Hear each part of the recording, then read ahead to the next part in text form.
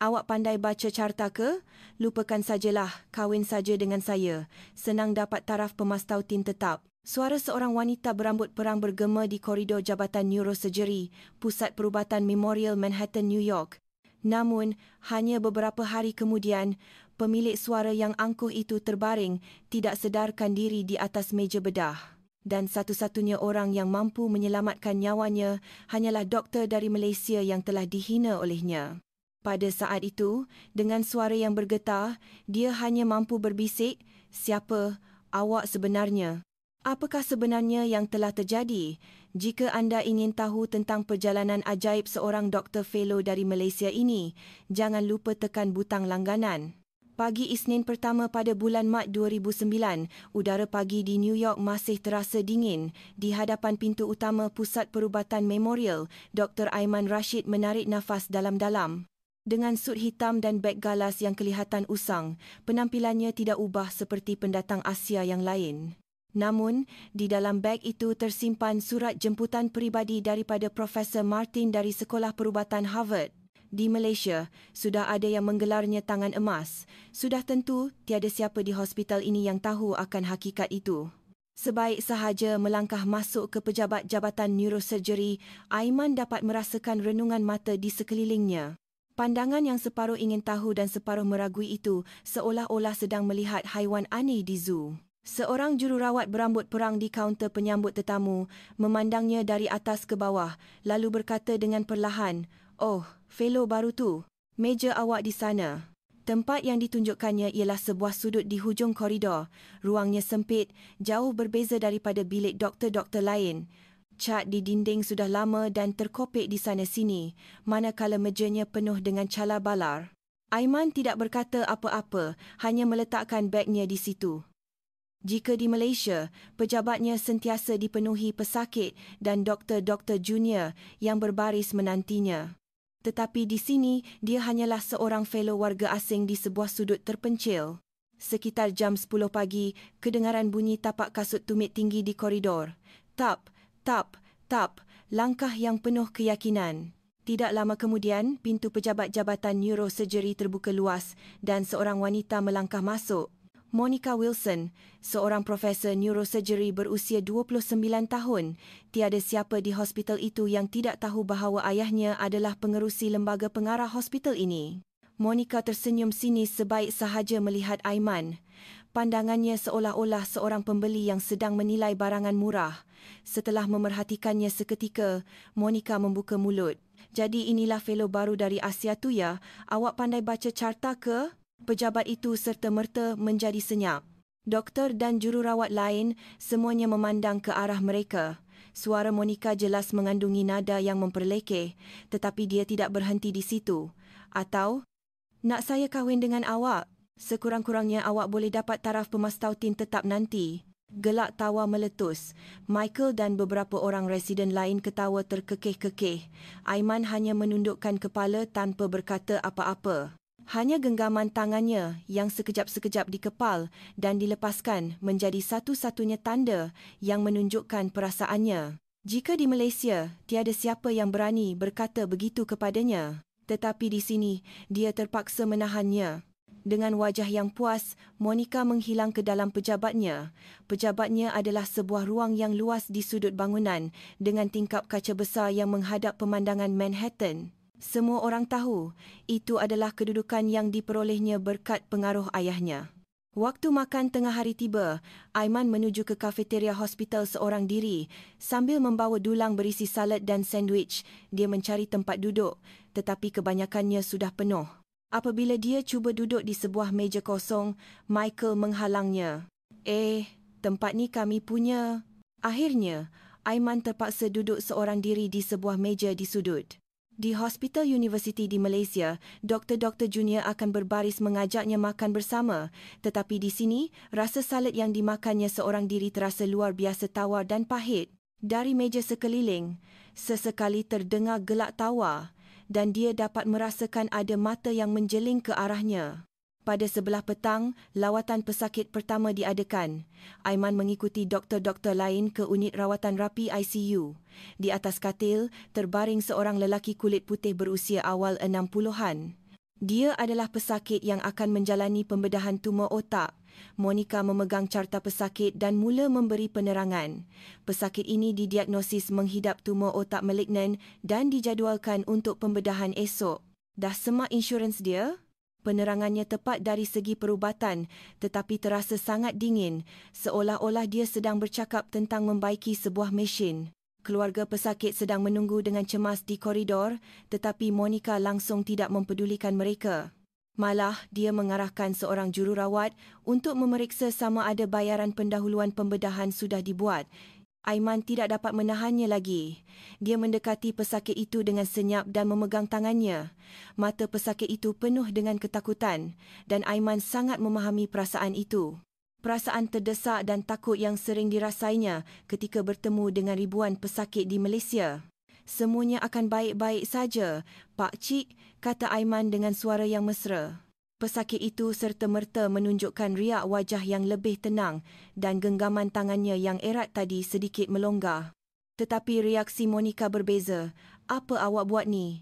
Tak profesional langsung. Suaranya dingin dan tajam. Aiman melepaskan tangan pesakit itu dan berundur, tetapi pesakit itu terus memandangnya. Seolah-olah secara naluri dia merasakan bahawa Aiman adalah seorang doktor yang berbeza. Petang itu, Aiman pulang ke apartmen kecilnya berhampiran hospital, sebuah penginapan sementara yang diaturkan oleh Profesor Martin. Walaupun ruangnya sempit seperti sebuah studio, beberapa barangan yang dibawanya dari Malaysia sedikit sebanyak memberinya ketenangan. Di atas meja, terdapat sebekas serunding pemberian ibunya dan di dinding tergantung sijil penghargaan yang diterimanya dari Pusat Perubatan Universiti Malaya, PPUM. Namun, penghinaan yang dialaminya hari ini terus berlega di fikirannya. Awak pandai baca carta ke? Nak saya kahwin dengan awak? Kata-kata itu tidak mahu hilang dari telinganya. Aiman memandang dirinya di cermin. Di Malaysia, dia adalah seorang doktor pakar yang diiktiraf semua. Tetapi di sini, dia hanya dilayan seperti orang Asia yang tidak tahu berbahasa Inggeris. Sebelum tidur, Aiman menelefon ibunya di Malaysia. Ibunya bertanya dengan suara risau, "Susah tak kat sana, Aiman?" "Aiman okey je, Ibu. Banyak benda baru Aiman belajar kat sini. Itu satu pembohongan." Tetapi dia tidak mahu ibunya risau. Setelah meletakkan telefon, Aiman memandang keluar tingkap. Tiada bintang kelihatan di langit malam New York, hanya lampu-lampu neon yang berkelip-kelip. Dia merindui langit di tanah airnya, tetapi dia tahu dia sudah berada di jalan yang tidak boleh berpatah balik. Dia masih belum tahu bahawa semua penghinaan dan diskriminasi ini akan berubah sepenuhnya pada saat dia menyelamatkan nyawa seseorang. Keesokan paginya, Aiman tiba di hospital sejam lebih awal daripada biasa. Pada jam 6.30 pagi, hospital masih sunyi. Di koridor, hanya kedengaran bunyi tapak kaki jururawat yang letih selepas tamat shift malam. Aiman suka waktu sebegini. Di Malaysia juga, dia sering melakukan lawatan subuh. Ia adalah waktu di mana pesakit menunjukkan keadaan mereka yang paling jujur. Dalam perjalanan ke ICU, Aiman teringat akan pesakit tumor otak semalam. Dia meneliti semula cartanya dengan teliti. Rasanya ada sesuatu yang terlepas pandang. Apabila dia meneliti imbasan tomografi berkomputer CT scan dengan lebih dekat, dia mendapati lokasi tumor itu lebih rumit daripada yang disangka. Ia terletak berhampiran batang otak, satu kes yang sukar di mana sebarang kesilapan kecil boleh merosakkan pusat pertuturan atau saraf motorik. Apabila dia masuk ke ICU, pesakit itu, William Johnson, sudah sedar. Dia seorang pesara guru sekolah menengah berusia 62 tahun. Isteri dan anak perempuannya berjaga di sisinya sepanjang malam. Wajah mereka penuh dengan kerisauan dan kebimbangan. Aiman mendekat dengan senyap dan memeriksa keadaan pesakit. Tekanan darahnya stabil dan dia sedar sepenuhnya, tetapi getaran halus di hujung jari kirinya membimbangkannya. Isteri pesakit memandang Aiman dengan wajah penuh harapan dan bertanya, "Adakah pembedahan esok akan berjalan lancar? Boleh tak suami saya membaca buku semula seperti dulu?" Aiman tidak dapat memberikan janji kosong, tetapi dia berkata dia akan melakukan yang terbaik. Pada ketika itu, tangan pesakit itu perlahan-lahan memegang pergelangan tangan Aiman. Matanya seolah-olah mengucapkan terima kasih. Jam 8 pagi, doktor-doktor lain mula tiba. Wajah Michael kelihatan sembab, mungkin kerana minum hingga lewat malam semalam. Monica pula muncul dengan santai sambil menjinjing beg tangan berjenama. Beg Hermes itu mungkin berharga separuh daripada gaji seorang doktor fellow. Melihat Aiman sudah berada di situ, Monica berkata dengan sinis, "Awalnya awak sampai. Ada apa-apa yang istimewa ke?" Aiman cuba bercakap tentang kes William Johnson, tetapi Monica melambaikan tangannya seolah-olah tidak berminat. Baginya, itu hanyalah satu lagi pembedahan dalam jadualnya. Kadar kejayaan pembedahan atau kualiti hidup pesakit tidak sepenting keuntungan hospital dan penilaian prestasinya sendiri. Semasa lawatan pagi, pasukan neurosurgery berkumpul. Profesor Madya Robert mengetuai pasukan itu. Dia bertindak sebagai ketua jabatan sementara kerana Profesor Martin sedang menghadiri persidangan di Eropah selama sebulan. Robert tidak menunjukkan minat khusus terhadap Aiman. Walaupun dia tahu Aiman adalah jemputan khas Profesor Martin, dia hanya menganggapnya sebagai seorang lagi fellow asing. Apabila tiba di bilik William Johnson, Monica mula memberikan taklimat sambil memegang carta. Penerangannya seperti membaca buku teks perubatan, dingin dan mekanikal. Dia menyenaraikan saiz, lokasi dan kaedah pembedahan tumor, tetapi langsung tiada keprihatinan terhadap pesakit itu secara peribadi. Aiman tidak dapat menahan diri. Dia dengan berhati-hati menyuarakan pendapatnya. Dia menyatakan bahawa tumor itu terlalu dekat dengan pusat pertuturan dan mencadangkan perlunya melakukan ujian pertuturan semasa pesakit dalam keadaan sedar semasa pembedahan. Ini adalah satu teknik yang sangat canggih dipanggil awake craniotomy, satu teknik yang telah berjaya dilakukan Aiman berpuluh kali di Malaysia. Namun, reaksi Monica seperti yang dijangka. "Apa? Fellow dari Asia nak ajar kami cara bedah?" Doktor-doktor lain di koridor ketawa terbahak-bahak. Wajah Aiman menjadi merah padam tetapi dia menahannya. Profesor Madya Robert juga tidak menunjukkan sebarang reaksi. Autoriti anak pengerusi hospital lebih penting daripada pendapat seorang fellow asing. Waktu makan tengah hari, Aiman sekali lagi menuju ke kafeteria seorang diri. Menu hari ini ialah salad ayam dan sup kentang. Dia teringatkan masakan Malaysia. Terbayang nasi lemak dan semangkuk laksa yang panas. Sedang dia makan seorang diri, seorang jururawat bernama Sarah menghampirinya. Sarah adalah seorang ketua jururawat veteran berusia awal 50-an yang telah bekerja di hospital itu selama lebih 20 tahun. Dia duduk di hadapan Aiman dan berkata, "Pagi tadi, pesakit William Johnson bertanya tentang awak. Katanya, doktor muda dari Asia tu nampak betul-betul risaukan dia. Pandangan matanya tak sama macam doktor lain."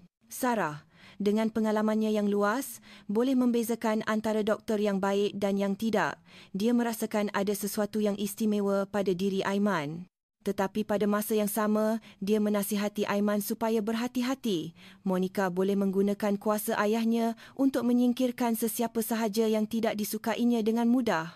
Pada sebelah petang, ada panggilan dari bilik kecemasan. Seorang mangsa kemalangan jalan raya baru tiba dalam keadaan tidak sedarkan diri. Lelaki berusia awal 30-an itu menunggang motosikal dan berlanggar dengan sebuah lori. Bilik kecemasan dipenuhi bau darah dan disinfektan. Jururawat kelihatan sibuk bergerak ke sana kemari. Monica tiba dahulu dan memeriksa pesakit. Dia hanya memeriksa kecederaan luaran dan mendiagnosisnya sebagai konkusi biasa. Ini kerana imbasan CT tidak menunjukkan sebarang pendarahan yang jelas. Namun, Aiman merasakan ada sesuatu yang tidak kena. Reaksi anak mata pesakit itu berbeza sedikit dan terdapat perbezaan dalam refleks antara bahagian kiri dan kanannya. Aiman mencadangkan agar pemeriksaan yang lebih teliti dilakukan. Tetapi Monica menolaknya, menganggapnya sebagai pembaziran masa. Hanya akan menambahkan bil hospital saja, katanya.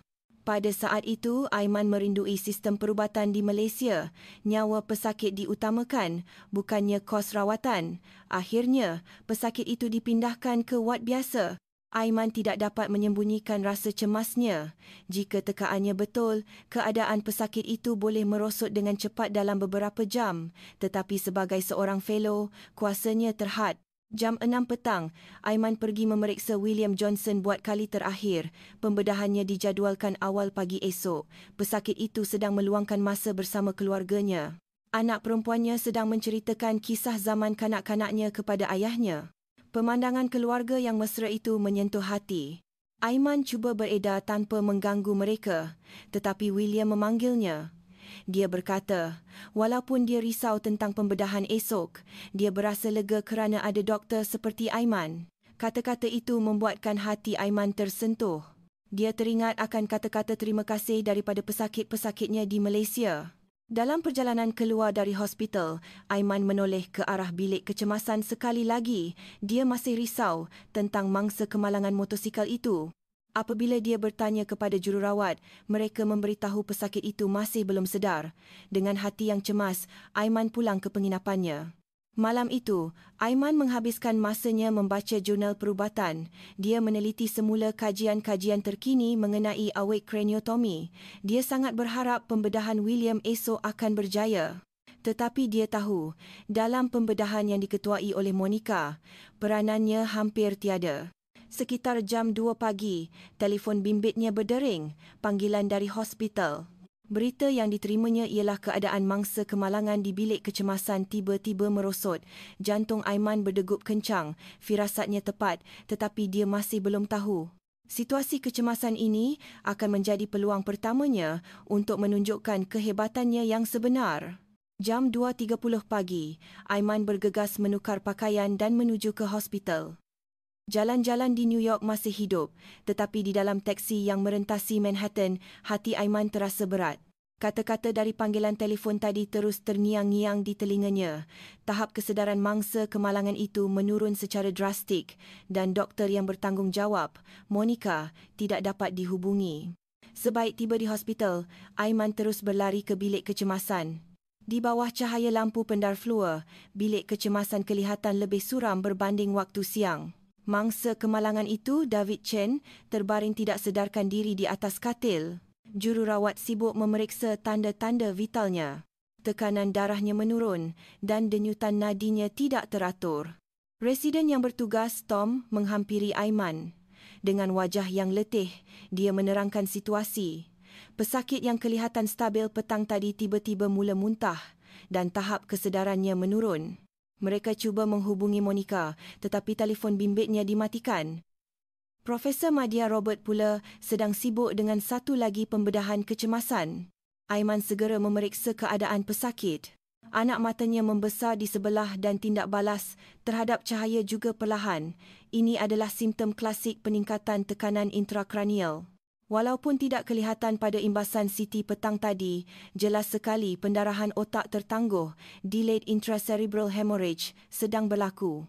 Bagi Aiman, yang telah melihat kes seperti ini berkali-kali di Malaysia, tanda-tandanya terlalu jelas. Dia mengarahkan Tom untuk melakukan imbasan CT kecemasan dengan segera, tetapi Tom teragak-agak. Dia tidak pasti sama ada Aiman, sebagai seorang fellow, mempunyai kuasa untuk mengarahkan seorang residen. Lebih-lebih lagi, untuk melakukan imbasan kecemasan pada waktu malam memerlukan kelulusan daripada pentadbir hospital atas sebab kos. Aiman berasa kecewa. Di Malaysia, dalam situasi seperti ini, dia boleh terus menghubungi ketua bilik kecemasan atau ketua jabatan neurosurgery. Tetapi di sini, dia perlu melalui prosedur kelulusan yang rumit walaupun nyawa pesakit menjadi taruhan. Masa terus berlalu dan keadaan David semakin merosot. Akhirnya, Aiman sendiri pergi ke Jabatan Radiologi. Dia menerangkan keadaan kepada juruteknik yang bertugas malam dan menekankan bahawa pesakit berada dalam keadaan bahaya. Nasib baik, juruteknik itu seorang veteran dengan 20 tahun pengalaman dan memahami keadaan terdesak Aiman. Mereka bersetuju untuk melakukan imbasan terlebih dahulu dan menguruskan kertas kerja kemudian. Hasil imbasan CT tepat seperti jangkaan Aiman. Terdapat pembentukan hematoma di lobus temporal kanan dan tekanan otaknya telah meningkat ke tahap yang berbahaya. Jika tidak dibedah segera, dia boleh mengalami mati otak. Tangan Aiman mula berpeluh. Di Malaysia, pesakit itu pasti sudah berada di Dewan Bedah sekarang, tetapi di sini masih ada prosedur lain yang menanti. Jam 3 pagi, mereka cuba menghubungi Monica sekali lagi, tetapi masih tiada jawapan. Kemudian, baru diketahui bahawa dia sedang minum bersama rakan-rakannya di sebuah kelab di Manhattan. Kehidupan sosialnya lebih penting daripada nyawa pesakitnya. Profesor Madya Robert masih dalam pembedahan lain dan tidak diketahui bila akan selesai. Tom bertanya kepada Aiman dengan wajah keliru apa yang patut mereka lakukan. Pesakit semakin tenat. Doktor yang bertanggungjawab tidak dapat dihubungi. Tanggungjawab itu terlalu besar untuk dipikul oleh seorang residen sahaja. Aiman berbelah bahagi. Patutkah dia mengambil alih atau patutkah dia menunggu mengikut prosedur? Pada ketika itu, Ibu David bergegas masuk ke bilik kecemasan. Dia datang tergesa-gesa selepas menerima panggilan dari hospital. Wanita berketurunan Cina Malaysia berusia awal 60-an itu rebah apabila melihat keadaan anaknya. Petang tadi dia diberitahu anaknya baik-baik sahaja. Dia tidak dapat memahami bagaimana keadaan boleh menjadi sebegini teruk. Melihat ibu itu, Aiman tidak boleh teragak-agak lagi. Wajahnya mengingatkannya pada keluarga pesakit yang sering ditemuinya di Malaysia. Nyawa di hadapannya lebih penting daripada sebarang prosedur atau kuasa. Aiman mengarahkan Tom untuk menyediakan dewan bedah dan mengisytiharkan bahawa dia akan mengetuai pembedahan itu. Tom terkejut. Belum pernah ada seorang fellow mengetuai pembedahan kecemasan. Tetapi melihat keadaan pesakit yang semakin teruk, tiada pilihan lain. Aiman menghubungi bahagian BIUS untuk meminta BIUS kecemasan dan meminta jururawat Dewan Bedah untuk membuat persediaan. Dalam perjalanan ke Dewan Bedah, fikiran Aiman bercelaru. Jika pembedahan ini gagal, dia perlu menanggung semua tanggungjawab. Lebih-lebih lagi, sebagai seorang fellow tanpa kuasa, tindakannya yang unilateral ini pasti akan menimbulkan masalah dengan Monica dan pihak hospital, tetapi dia tidak sanggup membiarkan pesakit itu begitu sahaja. Apabila dia masuk ke Dewan Bedah, para jururawat memandangnya dengan hairan. Fellow Asia yang selalunya senyap di sudut itu tiba-tiba mengambil alih. Tetapi apabila mereka melihat Aiman menerangkan rancangan pembedahan dengan tenang dan memeriksa peralatan, mereka mula merasakan ada sesuatu yang berbeza. Apabila ubat BIUS mula diberikan, Aiman mencuci tangannya dengan bersih dan memakai gaun bedah. Bayangannya di cermin mengingatkannya pada dirinya di Malaysia. Apabila memakai gaun bedah putih, kewarganegaraan dan umur tidak lagi penting. Yang tinggal hanyalah misi untuk menyelamatkan pesakit. Pembedahan dimulakan. Tangan Aiman luar biasa stabil. Dia membuat hirisan kecil di lokasi yang tepat dan mula membuang hematoma. Wajah para jururawat berubah menjadi kagum. Kemahiran bedah Aiman jauh berbeza daripada apa yang mereka jangkakan. Pembedahan itu selesai dalam masa 1 jam setengah. Hematoma itu dibuang dengan bersih dan tekanan otaknya kembali normal. Tanda-tanda vital David mula stabil. Apabila dia sedar dari BIUS, kesedarannya juga jelas. Suasana di dalam Dewan Bedah berubah sepenuhnya. Para jururawat saling berpandangan dan berbisik sesama sendiri. Jam 5 pagi, Profesor Madya Robert selesai dengan pembedahannya dan datang ke bilik kecemasan. Dia telah mendengar berita tentang kejayaan pembedahan kecemasan Aiman. Dengan riak wajah tidak percaya, dia memeriksa rekod pembedahan. Ia adalah pembedahan yang sempurna. Saiz hirisan diminimumkan dan tiada kerosakan pada salur darah. Robert menghampiri Aiman dan bertanya, "Bagaimana awak boleh melakukan pembedahan seperti ini? Pengalaman apa yang awak ada di Malaysia?" Tetapi Aiman tetap merendah diri. Dia hanya menjawab, "Saya terpaksa melakukannya kerana pesakit dalam bahaya." Jam 7 pagi, Monica muncul di hospital. Dia mula memberi alasan mengapa dia tidak dapat dihubungi sepanjang malam. "Bateri telefon saya mati. Maaf," katanya, tetapi ia tidak ikhlas. Sebaliknya, dia marah kerana Aiman telah membedah pesakitnya tanpa kebenaran. Muka Monica berubah apabila melihat rekod pembedahan itu. Pembedahan yang terlalu sempurna itu seolah-olah menonjolkan lagi ketidakcekapannya. Dia merenung Aiman dan berkata, "Awak hanyalah seorang fellow. Tindakan awak melampaui batas dan boleh mendatangkan masalah." Tetapi pada ketika itu, Ibu David muncul. Dia menggenggam tangan Aiman dengan erat dan mengucapkan terima kasih. "Saya tidak akan lupakan jasa doktor seumur hidup saya kerana menyelamatkan nyawa anak saya. Doktor seorang doktor yang sangat hebat." Jururawat di sekeliling turut mengangguk setuju. Wajah Monica menjadi semakin keruh. Petang itu, khabar angin tersebar ke seluruh hospital. Kisah tentang fellow pendiam dari Malaysia yang menyelamatkan nyawa pesakit pada waktu malam. Di kalangan jururawat, pandangan mereka terhadap Aiman berubah sepenuhnya, tetapi Monica dan beberapa orang doktor yang menyokongnya menjadi semakin waspada. Aiman tetap merendah diri. Walaupun menerima ucapan tahniah daripada rakan sekerja, dia tidak menjadi angkuh. Tetapi dia dapat merasakannya. Ini barulah permulaan dan cabaran yang lebih besar sedang menantinya.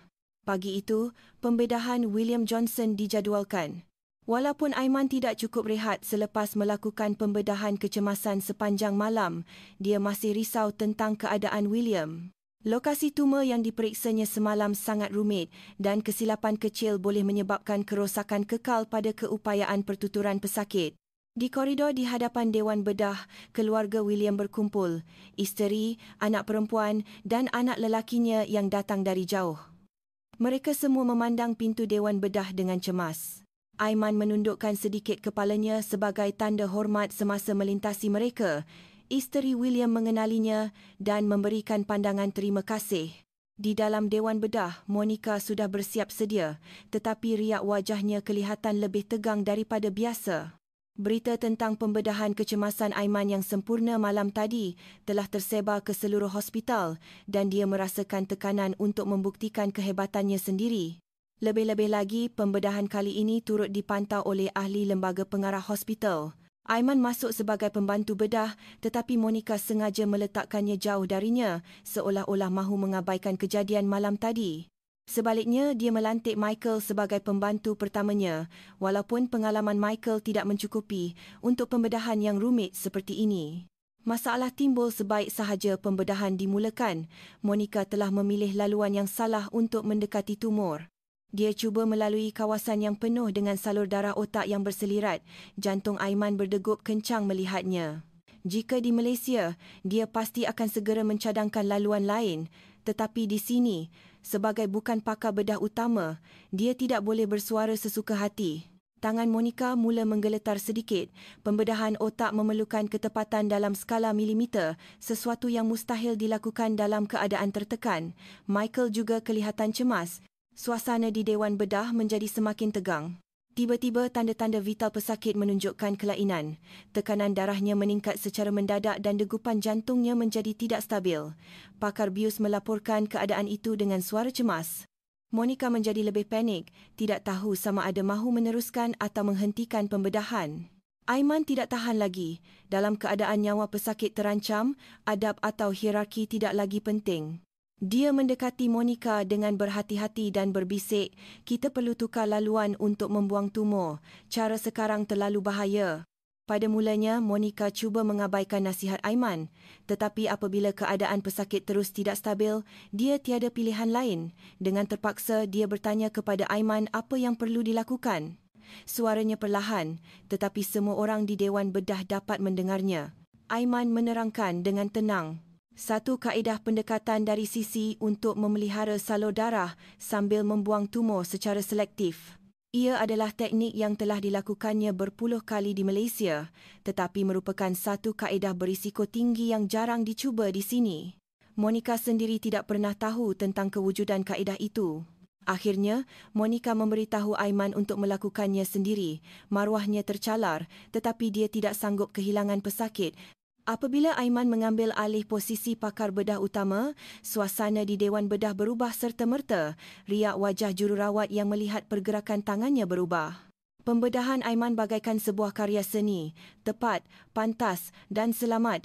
Dia mengendalikan peralatan dengan mahir. Di antara salur-salur darah yang berselirat, memisahkan tumor sedikit demi sedikit. Michael hanya mampu ternganga melihatnya. Dia tidak pernah melihat kemahiran bedah sehebat itu. Dalam masa 2 jam setengah, tumor itu berjaya dibuang sepenuhnya. Tiada kerosakan pada salur darah dan tisu otak di sekelilingnya terpelihara dengan sempurna. Tanda-tanda vital pesakit mula stabil. Apabila William sedar dari bius, dia dapat menyebut namanya dan nama ahli keluarganya dengan tepat. Fungsi pertuturannya terpelihara sepenuhnya. Semasa keluar dari Dewan Bedah, para jururawat memandang Aiman dengan penuh kekaguman. Mary, seorang jururawat Dewan Bedah veteran dengan 30 tahun pengalaman, berkata, "Sepanjang kerjaya saya tak pernah tengok pembedahan macam ni. Kemahiran yang luar biasa." "Macam mana awak belajar teknik ni?" Monica tidak berkata apa-apa. Dia tidak mempunyai kata-kata setelah ketidakcekapannya terdedah dengan begitu jelas. Lebih-lebih lagi, ahli lembaga pengarah hospital turut menyaksikan proses pembedahan itu dan mereka jelas terkesan dengan kemahiran Aiman. Kedudukan Monica semakin goyah. Waktu makan tengah hari, kafeteria hospital riuh dengan satu topik, kemahiran bedah fellow dari Malaysia yang luar biasa. Dari jururawat hinggalah residen, malah doktor dari jabatan lain, semuanya bercakap tentang Aiman. Profesor Madya Robert datang mencari Aiman. Dengan wajah serius, dia bertanya, "Awak kerja di hospital mana di Malaysia? Pengalaman apa yang awak ada?" Aiman tetap menjawab dengan rendah diri. "Saya bekerja di sebuah hospital universiti di Kuala Lumpur.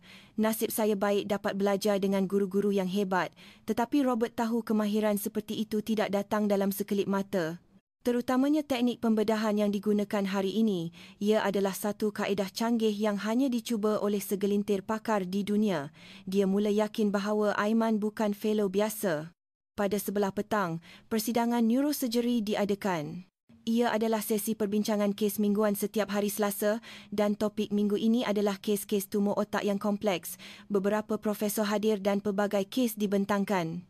Kemudian, seorang profesor membentangkan satu kes yang sangat sukar, tumor besar berhampiran batang otak yang telah ditolak oleh beberapa hospital. Terlalu berisiko untuk dibedah, tetapi sukar untuk dibuang sepenuhnya dengan radioterapi, satu dilema. Pelbagai doktor memberikan pendapat, tetapi tiada jawapan yang jelas. Ketika itu, Robert memandang Aiman dan bertanya, "Di Malaysia, bagaimana pendekatan untuk kes seperti ini?" Tiba-tiba, semua mata tertumpu pada Aiman. Dia teragak-agak sejenak, tetapi kemudian mula menyuarakan pendapatnya. Dia menerangkan tentang kaedah pembedahan berperingkat. Daripada cuba membuang semua tumor sekaligus, ia dikurangkan sedikit demi sedikit secara selamat melalui beberapa siri pembedahan. Strateginya adalah untuk memelihara fungsi neurologi sambil menunggu pesakit pulih antara setiap peringkat. Bilik persidangan menjadi senyap. Para profesor yang hadir saling berpandangan dengan riak terkejut. Kaedah yang dicadangkan Aiman secara teorinya sempurna, tetapi memerlukan pengalaman dan kemahiran yang luar biasa untuk melaksanakannya. Tambahan pula, ia adalah teknik canggih yang hanya dicuba di segelintir hospital di dunia. Seorang profesor bertanya, "Awak ada pengalaman melakukan pembedahan seperti itu?" Aiman menjawab dengan berhati-hati, "Saya pernah cuba beberapa kali di Malaysia. Hasilnya tidak teruk." Walaupun nadanya merendah diri, para doktor yang hadir mula menyedari bahawa Aiman bukan orang biasa. Selepas persidangan tamat, kedengaran bisikan di koridor. Rasa ingin tahu tentang siapa sebenarnya fellow dari Malaysia ini dan latar belakangnya semakin memuncak. Timbul spekulasi bahawa pasti ada sebab mengapa Profesor Martin menjemputnya secara khas. Monica tidak senang dengan suasana ini. Dia merasakan kedudukannya terancam. Dia mengumpulkan Michael dan beberapa penyokongnya untuk membincangkan langkah seterusnya. Walau sehebat mana pun Aiman, dia akhirnya hanyalah seorang fellow sementara. Tak baik untuk dia dapat terlalu banyak perhatian, katanya. Petang itu, Aiman pergi memeriksa William Johnson buat kali terakhir. Pemulihannya berjalan lancar dan dia sudah dipindahkan ke wad biasa. William sedang menghabiskan waktu petang bersama keluarganya.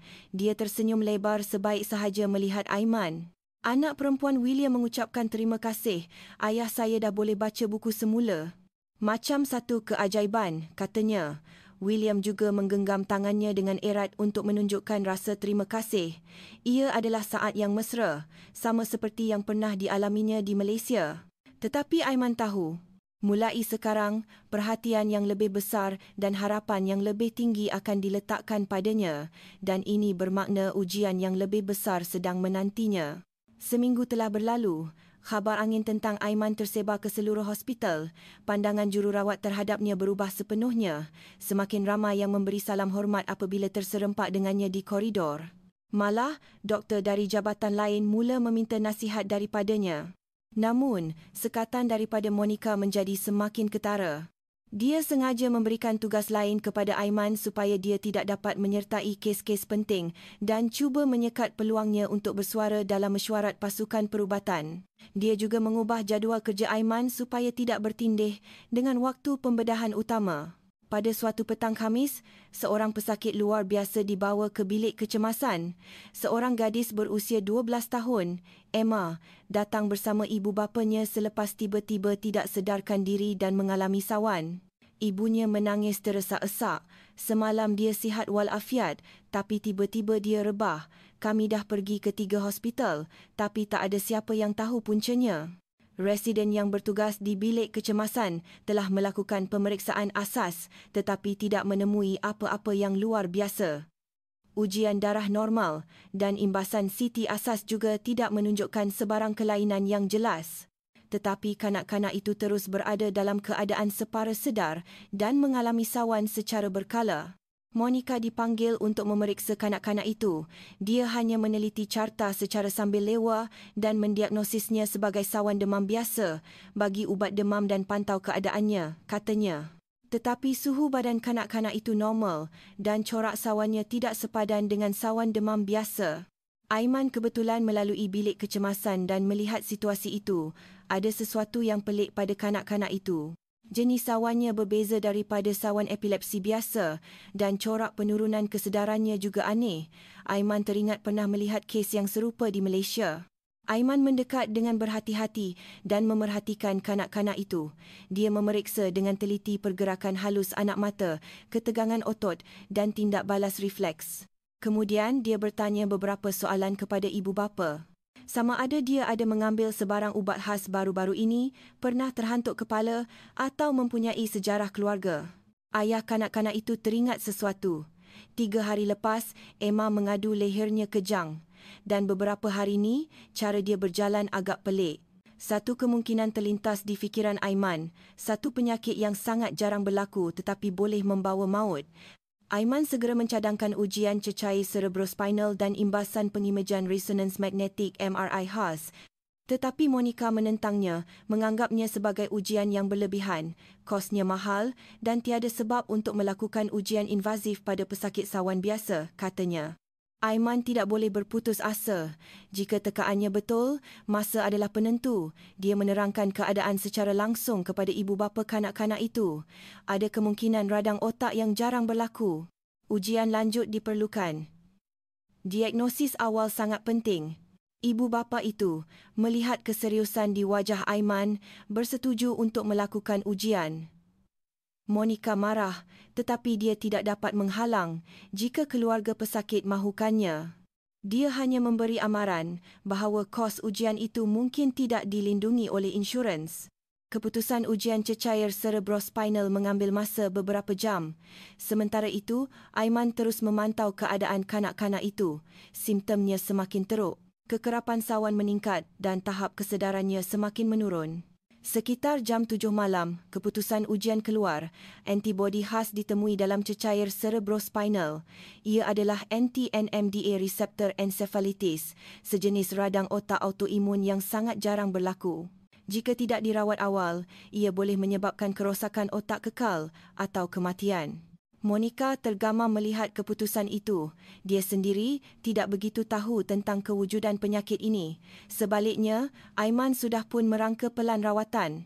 Dia menjelaskan bahawa terapi imunosupresif dan pertukaran plasma perlu dijalankan serentak. Doktor-doktor lain di bilik kecemasan mula berkumpul. Ini adalah kali pertama mereka melihat kes penyakit yang begitu jarang didiagnosis dengan tepat. Mereka semua kagum dengan keupayaan diagnostik Aiman, terutamanya kerana dia mengesyaki penyakit ini hanya berdasarkan simptom awal. Profesor Madya Robert bergegas datang. Selepas mengesahkan keputusan ujian, dia memandang Aiman dengan tajam. "Macam mana awak boleh buat diagnosis ni? Awak ada pengalaman sebelum ni?" Aiman menjawab bahawa dia pernah melihat beberapa kes serupa di Malaysia, tetapi Robert merasakan ada sesuatu yang aneh. Penyakit ini sangat jarang berlaku di seluruh dunia. Ia bukan sesuatu yang boleh dialami beberapa kali di hospital biasa di Malaysia. Dia menjadi semakin ingin tahu di hospital manakah Aiman pernah bekerja. Apabila rawatan dimulakan, keadaan Emma beransur pulih. 2 hari kemudian dia sedar sepenuhnya dan selepas 4 hari sawannya berhenti sepenuhnya. Ibu bapanya tidak henti-henti mengucapkan terima kasih kepada Aiman. "Kalau bukan kerana doktor, kami mungkin dah kehilangan anak kami," kata mereka. Apabila insiden ini tersebar ke seluruh hospital, pandangan terhadap Aiman berubah sepenuhnya. Dia bukan lagi sekadar seorang fellow dengan kemahiran bedah yang hebat, tetapi seorang doktor dengan keupayaan diagnostik yang cemerlang. Jururawat memandangnya dengan penuh hormat dan para residen cuba belajar daripadanya. Bukan sahaja Jabatan Neurosurgery, malah doktor dari jabatan lain mula meminta nasihat daripadanya untuk kes-kes yang sukar. Jabatan Pediatrik meminta rundingan untuk kanak-kanak dengan simptom neurologi dan Jabatan Perubatan Dalaman juga meminta pendapatnya tentang simptom neurologi yang kompleks. Tetapi situasi ini menimbulkan krisis yang lebih besar bagi Monica. Dia merasakan kedudukannya semakin terancam. Lembaga pengarah hospital juga mula menunjukkan minat terhadap Aiman, malah ayahnya sendiri, Pengerusi Wilson, mula bertanya tentang Aiman. Pada hujung minggu itu, Monica mengupah seorang penyiasat persendirian. Dia mengarahkannya untuk menyiasat identiti dan latar belakang sebenar Aiman. Dia mahu tahu mengapa Profesor Martin menjemputnya secara khas dan apa sebenarnya yang dilakukannya di Malaysia. Pagi Isnin ada berita baru di hospital. Profesor Martin akan pulang dari Eropah pada hari Jumaat ini dan khabar angin mengatakan sebaik saja pulang, dia akan mengadakan pertemuan khas dengan Aiman. Aiman berasa cemas.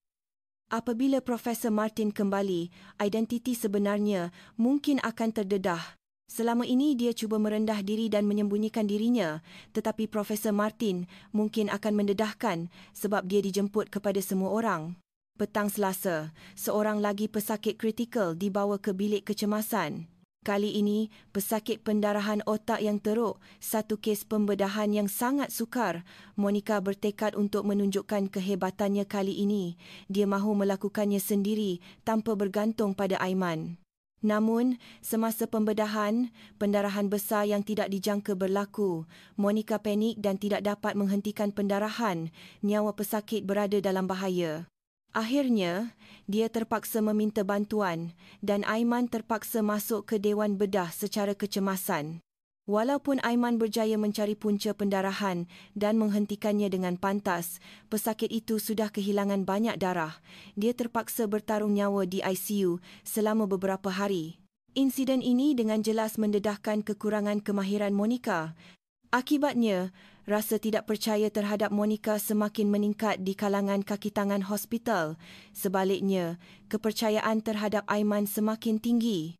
Jururawat mula secara terbuka menyatakan mereka lebih suka bekerja dengan Aiman dan pesakit juga mahu dirawat olehnya. Rabu malam, Aiman sedang membaca jurnal perubatan di perpustakaan hospital. Profesor Madya Robert datang menemuinya. Dia duduk di hadapan Aiman dengan wajah serius dan berkata, "Saya dah hubungi Profesor Martin secara peribadi. Saya tanya tentang awak." Menurut Robert, Profesor Martin memuji Aiman setinggi langit. Dia berkata Aiman sudah pun menjadi doktor bertaraf dunia di Malaysia, seorang bakat luar biasa yang dijemputnya sendiri. Malah, dia berkata dia sangat terkesan selepas mendengar pembentangan kertas kerja Aiman di sebuah persidangan antarabangsa beberapa tahun lalu. Aiman merasakan dia tidak boleh menyembunyikannya lagi. Apabila Profesor Martin kembali, segalanya akan terbongkar dan sikap merendah dirinya selama ini tidak akan bermakna lagi. Tetapi pada masa yang sama, dia juga berasa takut. Dia tidak dapat meramalkan bagaimana rakan-rakannya akan bertindak balas apabila identiti sebenarnya didedahkan. Jumaat, jam 10 pagi, Profesor Martin tiba di hospital. Selepas sebulan berada di Eropah, wajahnya kelihatan letih, tetapi dia juga penuh dengan rasa teruja untuk bertemu Aiman. Profesor Martin adalah seorang sarjana neurosurgery bertaraf dunia yang telah berkhidmat sebagai profesor di Sekolah Perubatan Harvard selama 30 tahun dan telah melahirkan ramai anak didik. Apabila Profesor Martin muncul di Jabatan Neurosurgery, suasana hospital berubah serta-merta. Malah Monica yang biasanya angkuh kelihatan lebih gemetar berbanding ketika berhadapan dengan ayahnya. Autoriti Profesor Martin lebih tinggi daripada pengerusi hospital. Reputasinya dalam dunia perubatan lebih kuat daripada sebarang kuasa politik. Aiman sedang menyusun carta pesakit di pejabat kecilnya. Hatinya cemas tetapi dia cuba kelihatan tenang. Di Malaysia, dia telah membaca beratus-ratus kertas kerja Profesor Martin dan menonton video pembedahannya berulang kali. Tetapi ini adalah kali pertama mereka akan bertemu secara peribadi. Profesor Martin mengetuk pintu pejabat Aiman. Apabila pintu terbuka, dia menyambut Aiman dengan senyuman lebar. Sapaannya mesra, seolah-olah bertemu rakan lama. Aiman menundukkan kepala dengan hormat dan Profesor Martin kelihatan senang dengan sikap rendah diri Aiman. Profesor Martin mengajak Aiman ke pejabatnya. Kaki tangan hospital berbisik-bisik melihat mereka berdua berjalan di koridor, terutamanya Monica. Dia memandang mereka dengan pandangan cemburu. Profesor Martin menunjukkan kemesraan kepada Aiman yang tidak pernah ditunjukkannya kepadanya. Pejabat Profesor Martin terletak di lokasi terbaik di hospital. Tingkap kaca dari lantai ke siling menawarkan pemandangan indah Sungai Charles. Dindingnya dihiasi dengan pelbagai anugerah dan sijil penghargaan dan rak bukunya dipenuhi dengan buku-buku teks perubatan yang ditulisnya sendiri.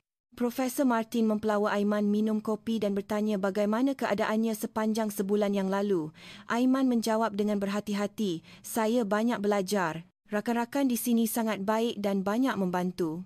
Tetapi Profesor Martin sudah pun tahu segala-galanya. Sambil tersenyum, Profesor Martin berkata, "Saya dah dengar semua tentang pencapaian awak di sini. Saya sangat bangga. Terutamanya kes radang otak yang jarang berlaku minggu lepas." Dia berkata dia sangat terkesan. "Doktor dengan keupayaan diagnostik seperti itu tidak ramai di dunia ini," katanya. Aiman menjawab dengan rendah diri, "Itu cuma nasib. Saya beruntung dapat belajar dengan guru-guru yang hebat di Malaysia." Tetapi Profesor Martin menggelengkan kepalanya. "Ini bukan soal nasib. Ini adalah kebolehan sebenar awak," tegasnya. Kemudian, dengan wajah serius, Profesor Martin berkata, "Sudah tiba masanya untuk mendedahkan identiti sebenar awak. Tak perlu sembunyi lagi." Aiman terkejut. "Saya belum bersedia. Saya perlukan sedikit masa lagi," katanya. Tetapi Profesor Martin bertegas, "Orang di hospital ini perlu tahu nilai sebenar awak. Dengan cara itu, awak boleh bantu lebih ramai pesakit," pujuknya. "Terutamanya untuk doktor-doktor muda, awak akan menjadi contoh teladan yang baik." Jam 2 petang, mesyuarat agung Jabatan Neurosurgery diadakan. Ia adalah mesyuarat khas yang dipanggil sendiri oleh Profesor Martin. Bukan sahaja doktor neurosurgery, malah residen dan jururawat utama turut hadir. Bilik mesyuarat cepat penuh dan orang ramai tertanya-tanya apa yang sedang berlaku. Profesor Martin naik ke podium. Kehadirannya yang berwibawa membuatkan bilik mesyuarat senyap. Monica duduk di barisan hadapan. Tetapi riak wajahnya tidak ceria. Dia merasakan firasat buruk. Profesor Martin membuka mulut. "Hari ini saya panggil semua orang untuk satu pengumuman khas. Saya ingin memperkenalkan fellow yang saya jemput khas sebulan yang lalu." Semua mata tertumpu pada Aiman. Profesor Martin perlahan-lahan mula memperkenalkan Aiman. Dr. Aiman Rashid bukan sekadar fellow biasa. Di Malaysia, dia sudah pun menjadi bintang yang sedang meningkat naik dalam bidang neurosurgery. Dia berkhidmat sebagai pakar perunding termuda di Jabatan Neurosurgery PPUM dan diiktiraf di peringkat antarabangsa kerana kemahirannya dalam pembedahan tumor otak yang kompleks. Bilik mesyuarat mula riuh. Orang ramai saling berpandangan dengan riak terkejut. Sukar dipercayai bahawa fellow Asia yang senyap di sudut itu sebenarnya adalah seorang tokoh yang begitu hebat. Profesor Martin terus menerangkan. Dia menyebut tentang kandungan kertas-kertas kerja yang telah dibentangkan oleh Aiman di persidangan antarabangsa sejak beberapa tahun lalu. Terutamanya kajiannya mengenai teknik baru pembedahan tumor batang otak telah menarik perhatian pakar neurosurgery di seluruh dunia, katanya.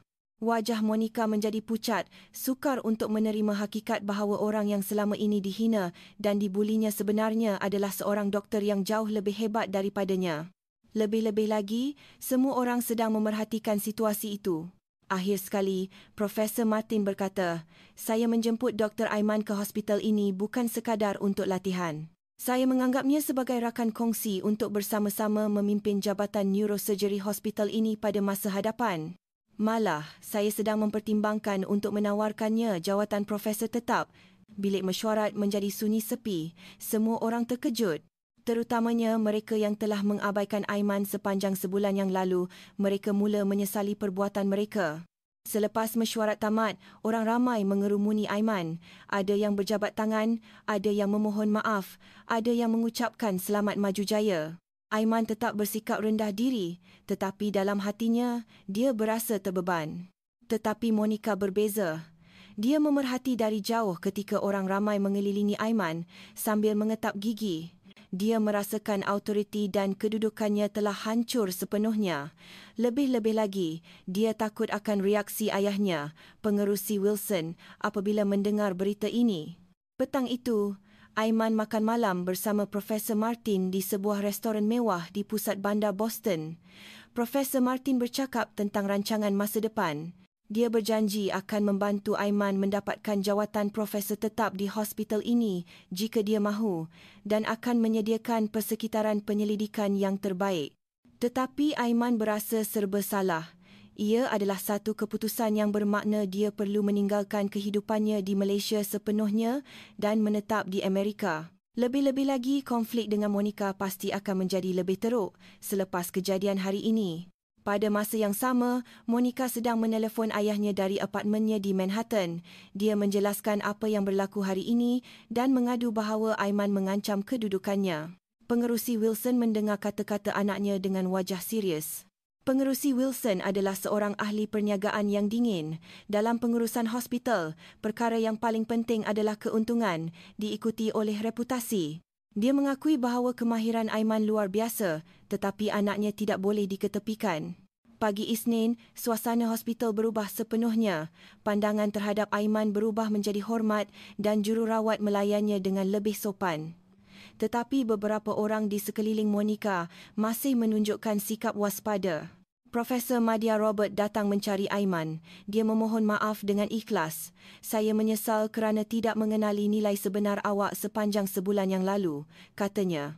Dia berharap dapat bekerjasama dengan Aiman pada masa akan datang. Tetapi Aiman tahu, ujian sebenar baru sahaja bermula. Identitinya telah terdedah, tetapi itu tidak bermakna semua masalah telah selesai. Sebaliknya, perasaan cemas bahawa cabaran dan konflik yang lebih besar mungkin menantinya membebani hatinya. 4 hari telah berlalu. Status Aiman di hospital telah berubah sepenuhnya, tetapi tekanan daripada Monica menjadi semakin sengit. Pengerusi Wilson secara senyap merancang strategi untuk melindungi anaknya. Dia membangkitkan isu visa Aiman dalam mesyuarat lembaga pengarah dan mempersoalkan sama ada lesen perubatan Aiman dari Malaysia sah di Amerika Syarikat. Petang Khamis, Monica sedang cuba menenangkan diri di taman atas bumbung hospital. Tekanan akibat kegagalan berterusan dan kemunculan Aiman telah menyebabkannya mengalami insomnia. Keadaan mentalnya sangat tidak stabil. Pada ketika itu, Aiman kebetulan naik ke atas bumbung untuk mengambil angin. Melihat Aiman, emosi Monica meledak. Kemarahan dan cemburu yang dipendamnya selama ini meluap-luap. "Macam mana awak boleh tipu saya? Dari awal lagi hubungan kita bermula dengan penipuan, kan?" jeritnya. Aiman cuba menjelaskan dengan tenang, tetapi Monica tidak mahu mendengar. Pertengkaran sengit berlaku. Monica menuduh Aiman sengaja menyembunyikan kehebatannya untuk menjadikannya kelihatan bodoh. Aiman menjelaskan bahawa dia langsung tidak berniat begitu, dia hanya mahu belajar dengan rendah diri. Tetapi Monica yang sedang marah tidak mempercayai kata-katanya. Dalam keadaan marah, Monica menggerakkan badannya dengan kasar dan terundur, lalu tersadung. Kakinya tersangkut pada pasu bunga di tepi taman bumbung. Dia kehilangan keseimbangan dan jatuh ke belakang. Kepalanya terhantuk kuat pada lantai konkrit, bunyi yang tumpul bergema di atas bumbung. Aiman segera berlari ke arah Monica. Dia terbaring tidak sedarkan diri di atas lantai. Darah mengalir dari kepalanya. Aiman dengan pantas menilai keadaan. Terdapat hentakan kuat di bahagian belakang kepala dan kemungkinan besar berlaku pendarahan otak. Aiman segera menghubungi bilik kecemasan. Kecemasan neurosurgery, lapornya, meminta pasukan perubatan dan troli kecemasan dihantar ke atas bumbung dengan segera. Pada masa yang sama, dia memeriksa tahap kesedaran dan tindak balas anak mata Monica. Keadaannya sangat serius. Sementara menunggu pasukan perubatan tiba, Aiman memastikan saluran pernafasan Monica terbuka dan menstabilkan lehernya. Terdapat juga kemungkinan kecederaan tulang belakang servikal. Pergerakannya tepat dan pantas. Hakikat bahawa Monica pernah membulinya langsung tidak penting. Yang ada hanyalah tanggungjawab sebagai seorang doktor untuk menyelamatkan pesakit. Semasa dibawa ke bilik kecemasan, Aiman terus memantau keadaan Monica. Tekanan darahnya meningkat dan nadinya perlahan, menunjukkan tekanan otaknya meningkat dengan cepat. Nyawanya dalam bahaya jika tidak dibedah segera. Sebaik tiba di bilik kecemasan, imbasan CT dilakukan. Hasilnya seperti yang dijangkakan oleh Aiman. Terdapat pendarahan epidural yang meluas di lobus temporal kanan dan garis tengah otaknya telah beralih. Ia adalah satu keadaan kecemasan yang memerlukan kraniotomi segera. Profesor Madya Robert bergegas datang, tetapi dia tidak dapat mengetuai pembedahan kerana sedang sibuk dengan pembedahan penting yang lain. Profesor Madya Robert pula tiada kerana menghadiri persidangan. Akhirnya, Aiman terpaksa melakukan pembedahan itu. Ironinya, dia perlu menyelamatkan nyawa orang yang paling membencinya. Pengerusi Wilson tiba di hospital. Dia terkejut melihat keadaan anak perempuannya. Melihat Monica terbaring tidak sedarkan diri di atas meja bedah, buat pertama kalinya dia merasa tidak berdaya. Walaupun mempunyai wang dan kuasa, dia tidak dapat berbuat apa-apa di hadapan nyawa anaknya.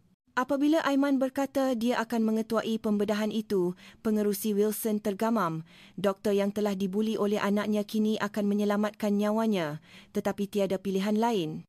Profesor Martin juga berkata dengan yakin bahawa Aiman adalah doktor yang paling sesuai. Di dalam Dewan Bedah, Aiman menjadi orang yang berbeza sama sekali. Sikap rendah dirinya hilang, digantikan dengan karisma seorang pakar bedah terhebat. Cara dia memimpin pasukan bedah bagaikan seorang komander di medan perang. Pergerakan tangan Aiman ketika mencari punca pendarahan dan menghentikannya bagaikan sebuah karya seni. Dia mencari satu persatu salur darah yang pecah dan menjahitnya dengan teliti. Para jururawat kagum dengan tumpuan dan kemahirannya. Kemahiran bedah seperti ini hanya dapat dilihat sekali dalam beberapa tahun. Pembedahan selama 3 jam itu berakhir. Aiman berjaya menghentikan semua pendarahan dengan sempurna dan tekanan otaknya diturunkan ke tahap normal. Pembedahan itu berjaya sepenuhnya. Bukan sahaja nyawa Monica diselamatkan, malah komplikasi selepas pembedahan dapat diminimumkan. Keluar dari Dewan Bedah, Aiman kelihatan sangat letih, tetapi wajahnya penuh dengan kelegaan. Kepuasan sebagai seorang doktor yang telah menyelamatkan pesakit membuatkan segala keletihan hilang. Pengerusi Wilson menghampiri Aiman. Dia mengucapkan terima kasih kerana telah menyelamatkan nyawa anaknya. Suaranya penuh dengan keikhlasan. Segala sikap waspada dan tekanan yang diberikannya kepada Aiman selama ini menjadi tidak bermakna dalam sekelip mata. 2 hari kemudian, Monica sedar. Pada mulanya dia keliru, tetapi tidak lama kemudian dia memahami keadaan. Dia sedar bahawa dia telah mengalami kemalangan dan Aiman telah menyelamatkan nyawanya. Perasaan Monica bercampur baur. Orang yang begitu dibenci dan dihina olehnya telah menyelamatkan nyawanya. Lebih-lebih lagi, dia diberitahu bahawa Aiman tidak teragak-agak sedikit pun semasa proses itu. Dia bertindak semata-mata atas rasa tanggungjawab sebagai seorang doktor.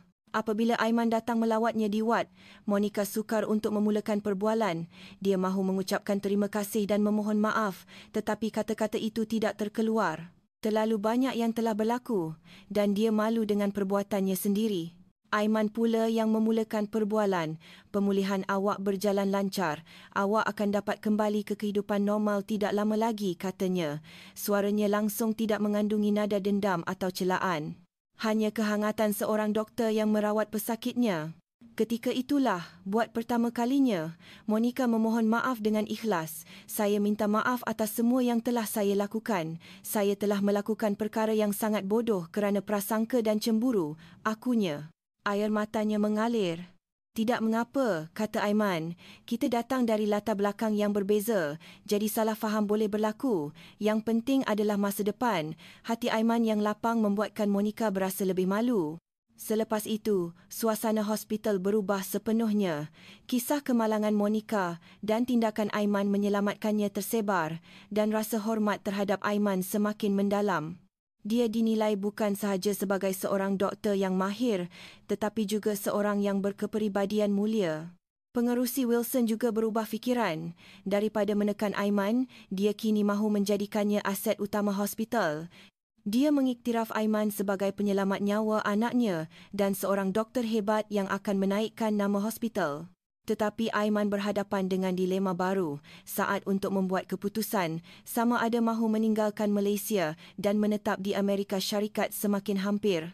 Profesor Martin telah menawarkan jawatan profesor tetap dan pengerusi Wilson telah menjanjikan sokongan penuh. Namun, kerinduan terhadap tanah air dan keluarga tidak mudah hilang. Malam itu, Aiman memandang pemandangan malam Boston dari atas bumbung hospital, tempat yang sama di mana Monica rebah beberapa hari lalu. Dia berfikir betapa tidak menentunya kehidupan. Dia tidak pernah bermimpi akan menyelamatkan orang yang dianggap musuh dan semua hubungan akan berubah kerananya. Seminggu telah berlalu, Monica pulih dengan cepat dan seluruh hospital dipenuhi dengan suasana perdamaian dan hormat. Tetapi bagi Aiman, pilihan paling sukar dalam hidupnya menanti. Pulang ke Malaysia atau tinggal di Amerika Syarikat. Profesor Martin menyerahkan surat tawaran rasmi kepada Aiman, jawatan Profesor Madya di Jabatan Neurosurgery, Sekolah Perubatan Harvard. Gaji yang ditawarkan 3 kali ganda lebih tinggi daripada di Malaysia dan persekitaran penyelidikan adalah yang terbaik di dunia. Hospital juga berjanji akan memberikan sokongan penuh untuk mendapatkan taraf pemastautin tetap. Pengerusi Wilson juga bertemu Aiman secara berasingan. Dia berkata apa jua layanan yang diberikan kepada penyelamat nyawa anaknya tidak akan mencukupi dan menawarkan untuk menajanya secara peribadi. Dari menyediakan rumah mewah di pinggir Boston hingga menanggung kos membawa keluarganya, dia berjanji akan memastikan tiada kekurangan dari segi material. Tetapi hati Aiman berbelah bahagi. Ia adalah peluang yang sangat baik, tetapi beban untuk meninggalkan kehidupan di Malaysia sepenuhnya terasa berat, terutamanya apabila memikirkan ibunya yang tinggal seorang diri dan rakan-rakannya di PPUM. Dia tidak dapat membuat keputusan dengan mudah. Petang itu, Aiman membuat panggilan antarabangsa kepada ibunya. Dia menerangkan keadaan di Amerika Syarikat dan memberitahu tentang tawaran jawatan profesor tetap. Ibunya gembira kerana anaknya diiktiraf, tetapi turut meluahkan kebimbangan akan tinggal seorang diri. Yang paling penting, Aiman capai impian Aiman. "Ibu tak apa, jangan lepaskan peluang baik ni," kata ibunya. Tetapi suaranya kedengaran sayu. Aiman sangat memahami perasaan ibunya. Keesokan harinya, Aiman menghubungi ketua jabatannya di PPUM. Ketua jabatannya sangat bangga mendengar berita itu. Tetapi pada masa yang sama, dia meluahkan rasa sedih kerana ia adalah satu kehilangan besar bagi dunia perubatan Malaysia. Namun dia berkata akan menghormati apa jua keputusan Aiman. Seorang pelawat yang tidak dijangka datang menemui Aiman yang sedang buntu. Ia adalah Monica. Walaupun belum pulih sepenuhnya, dia datang kerana mahu bercakap dengannya. Monica memberikan nasihat yang ikhlas kepada Aiman. Dia berkata dia telah menyedari apa ertinya menjadi seorang doktor sejati setelah merenung semua kesilapannya. Doktor seperti awaklah yang diperlukan oleh hospital ini. "Saya harap awak akan tinggal dan bekerja bersama kami," pintanya. Tetapi Monica juga berkata dia faham. Kerinduan terhadap tanah air dan keluarga adalah perasaan semula jadi yang dimiliki oleh semua orang. Dia berjanji akan menghormati apa jua pilihan yang dibuatnya. Pada hari Jumaat itu, Aiman akhirnya membuat keputusan. Dia bertemu Profesor Martin dan pengerusi Wilson untuk memberitahu pilihannya. Mengejutkan, keputusan Aiman adalah jalan ketiga. Aiman menolak tawaran jawatan profesor tetap dengan sopan. Sebaliknya, dia mencadangkan jawatan profesor pelawat yang membolehkannya bekerja di hospital itu selama 3 bulan setiap tahun. 9 bulan selebihnya dia akan bekerja di Malaysia dan 3 bulan di Amerika Syarikat. Bentuk pekerjaan seperti ini belum pernah berlaku, tetapi Profesor Martin dan pengerusi Wilson bersetuju dengan rela hati. Kemahiran dan kepribadian Aiman terlalu berharga untuk dilepaskan. Walaupun hanya 3 bulan, ia akan menjadi sumbangan besar kepada hospital. Keputusan Aiman mengandungi falsafah yang mendalam. Dia mahu menjadi doktor yang lebih baik dengan mengalami budaya perubatan di kedua-dua negara, Malaysia dan Amerika Syarikat. Dia juga mahu mewujudkan peluang kepada doktor-doktor muda di Malaysia untuk mendapatkan pengalaman antarabangsa. Profesor Martin mendapati cadangan Aiman sangat menarik. Dia berpendapat program pertukaran seperti ini akan membantu perkembangan perubatan di kedua-dua negara. Dia juga mencadangkan agar perbincangan diadakan untuk perjanjian pertukaran rasmi antara Sekolah Perubatan Harvard dan Fakulti Perubatan Universiti Malaya. Hari terakhir Aiman tiba, kaki tangan hospital menyediakan majlis perpisahan kecil untuknya. Jururawat, residen dan rakan-rakan doktor semuanya hadir. Monica juga muncul berjalan dengan bantuan tongkat. Di majlis itu, Profesor Madya Robert berkata, melalui Aiman, saya belajar apa itu semangat sebenar seorang doktor. Saya berjanji tidak akan melupakan semangat itu. Doktor-doktor lain juga seorang demi seorang bangun dan mengucapkan terima kasih kepada Aiman. Akhir sekali, Monica bangun. Dengan suara yang bergetar, dia berkata, terima kasih kepada Aiman, saya telah menjadi orang yang baru sepenuhnya. Mulai sekarang, saya berjanji akan menjadi doktor yang melayan pesakit dengan ikhlas. Dan saya berjanji akan menjaga hospital ini dengan baik sehingga awak kembali. Dalam perjalanan ke lapangan terbang, Aiman memandang pemandangan di luar tingkap. Perasaannya sangat berbeza berbanding ketika pertama kali tiba 2 bulan lalu. Ketika itu, dia datang hanya untuk mencari pengalaman, tetapi kini dia pulang dengan rakan sekerja dan sahabat sejati. Di lapangan terbang antarabangsa Kuala Lumpur KLIA, ibunya menyambutnya. Dia gembira melihat anaknya kelihatan lebih matang selepas 2 bulan. Aiman menceritakan pengalamannya dan menerangkan rancangan masa depannya kepada ibunya. Kembali ke PPUM, Aiman disambut oleh rakan-rakannya. Permintaan untuk berkongsi pengalamannya di Amerika Syarikat datang mencurah-curah. Aiman bukan sahaja berkongsi pengetahuan perubatan, tetapi juga pengalaman tentang pemahaman pelbagai budaya dan mengatasi prasangka. 3 bulan kemudian, seperti yang dijanjikan, Aiman kembali ke Boston. Kali ini, dia membawa bersama 2 orang residen muda dari PPUM. Dia mahu memberi mereka peluang untuk menimba pengalaman antarabangsa. Di lapangan terbang Boston, Profesor Martin dan Monica menyambut Aiman. Monica telah pulih sepenuhnya dan menyambut Aiman dengan wajah ceria. Saya dah banyak berubah sepanjang 3 bulan ni, katanya. Sikapnya terhadap pesakit, pendekatannya terhadap pembedahan, semuanya telah berubah. Kehidupan kedua Aiman di Boston bermula. Kali ini, suasananya sangat berbeza. Semua orang menghormati dan menyambutnya. Residen dari Malaysia yang dibawanya juga dilayan dengan mesra. Suatu petang, selepas selesai melakukan pembedahan yang rumit bersama-sama, Aiman dan Monica sedang minum teh di kafe hospital. Monica bertanya kepada Aiman, adakah awak tahu tentang prasangka dan diskriminasi saya dari awal lagi? Kenapa awak sabar dan bertahan? Aiman tersenyum tenang dan menjawab, pada mulanya saya terluka, tetapi lama-kelamaan saya mula faham. Kita datang dari budaya yang berbeza, jadi salah faham boleh berlaku dan saya sedar bahawa komunikasi yang sebenar memerlukan masa dan usaha. Monica sekali lagi kagum dengan kepribadian Aiman yang mendalam dan dia berkata, suatu hari nanti dia juga mahu menjadi seorang doktor yang berhati mulia seperti Aiman. Sehingga kini, Aiman masih ulang-alik ke Boston selama 3 bulan setiap tahun menjadi jambatan antara kedua-dua negara. Kisahnya bukan sekadar kisah kejayaan. Ia adalah kisah tentang kemanusiaan sejati, tentang mengatasi prasangka, mengubah diskriminasi menjadi pemahaman dan menjadikan musuh sebagai sahabat. Apa yang ditunjukkan oleh Aiman bukan sahaja kemahiran perubatan. Ia adalah semangat sejati seorang doktor, hati yang murni terhadap pesakit dan kemanusiaan yang melampaui segala diskriminasi dan prasangka. Bukankah ini nilai yang sebenar-benarnya patut kita pelajari? Terima kasih kerana menonton video hari ini hingga akhir. Kami sentiasa berusaha untuk membawakan kisah-kisah baru yang tiada di saluran lain. Sila tinggalkan komen tentang apa yang kurang atau apa yang anda suka. Kami akan terus berkembang menjadi saluran yang lebih baik.